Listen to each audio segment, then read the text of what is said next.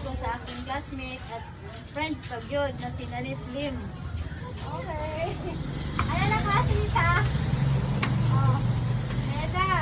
Sabon. Pampaputi. Pampaputi. Sabon po siyempre sa lawang. Ang paputi gapon. Ayan. Nabot na. Pampaganda sa buhok. Pampangutsa. Pampaganda. Kili-kili. And requested mo na yung biscuit tayo. Para sa akong bibi.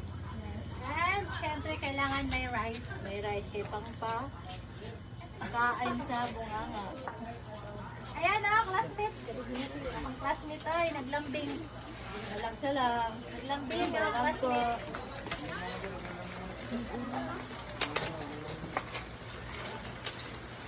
So, walang mas maulit na yun.